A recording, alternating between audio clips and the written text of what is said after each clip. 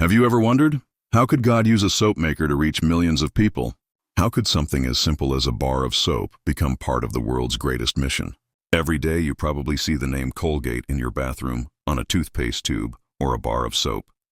But behind that brand lies a story of faith, integrity, and radical generosity.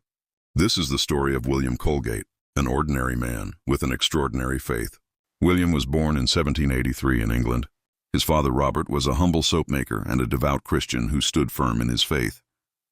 Because of religious pressure, the Colgate family moved to America in search of freedom.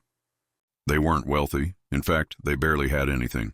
But they were rich in something else: spiritual legacy. From a young age, William knew what hard work meant. He wasn't born a genius. He didn't have the right connections. But he had one thing that made all the difference: a deep commitment to live right before God. At just 16, William set off for New York, hoping to find work and build a future. He had almost no money, just a small bag and big faith. On the ship, an elderly Christian sea captain noticed him and said something that would change his life. Give God the first part of everything. Make him your partner, and you will never fail. That advice pierced William's heart. There, in the middle of the ocean, he made a silent promise to God. Lord, I will give you 1/10 of everything you put into my hands. William began working in a soap factory. He was honest, diligent, and eager to learn. It wasn't long before he started his own small soap business. He had almost no capital, but he had something better: integrity.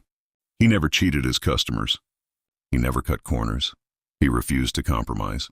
And from his very first income, however small, he gave 10% back to God, then 20%, then 30%. Eventually, he gave away half of everything he earned for the work of the kingdom. His soap business began to grow. People started noticing his products. His brand became Colgate and Cobra soaps, then toothpaste, then a growing list of goods. But through it all, one thing never changed. He never touched what belonged to God. As his income grew, so did his generosity. He funded Bible printing. He supported missionaries. He gave scholarships to Christian schools. He helped plant and sustain churches. He didn't just build a company. He built the kingdom through business. William Colgate could have lived in luxury, but he didn't. He chose to live simply, because he understood business is just a tool, not the goal. He believed that when God owns it all, whatever you earn will always be enough, even abundant, if you walk in obedience. And William didn't just preach that, he lived it, all the way to his final breath.